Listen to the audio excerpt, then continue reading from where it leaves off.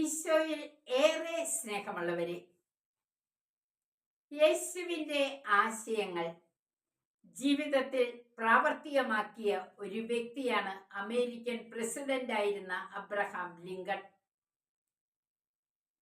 അദ്ദേഹത്തെ ഏറ്റവും കൂടുതൽ വിമർശിച്ചിരുന്നത് എഡ്വിൻ സ്റ്റാൻറ്റൺ എന്നൊരു വ്യക്തിയാണ്. എന്നാൽ അദ്ദേഹം പ്രസിഡന്റ് ആയ ഉടനെ എഡ്വിൻ സ്റ്റാൻറ്റനെ തന്റെ ടീമിൽ ഉൾപ്പെടുത്തി. മാത്രമല്ല, സുപ്രധാനമായ ധനകാര്യം അദ്ദേഹത്തെ ഏൽപ്പിച്ചു. വിശുദ്ധ മത്തായിയുടെ സുവിശേഷം 5-ാം അധ്യായം 44-ാം തിരുവചനം: ശത്രുക്കളെ സ്നേഹിക്കുവിൻ, നിങ്ങളെ പീഡിപ്പിക്കുന്നവർക്ക് വേണ്ടി പ്രാർത്ഥിക്കുവിൻ.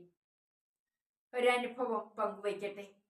കൗൺസിലിംഗ് വേളയിൽ രോഗപീഠയുള്ള ഒരു വ്യക്തി വന്നു. അദ്ദേഹത്തിന് ഒരു വ്യക്തിയോട് കടുത്ത വിരോധമായിരുന്നു, ക്ഷമിക്കാൻ കഴിഞ്ഞില്ല. എന്നാൽ ആ കൗൺസിലിംഗ് വേളയിൽ ആ വ്യക്തിയോട് പൂർണ്ണമായി നിരുപാധികം ക്ഷമിച്ചു.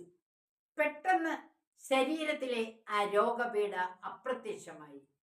പ്രിയപ്പെട്ടവരെ, നമുക്ക് ശത്രുക്കളെ സ്നേഹിക്കണം, അവരോട് ക്ഷമിക്കണം, അവർക്ക് വേണ്ടി നിത്യം നാം പ്രാർത്ഥിക്കുന്നവരാകണം.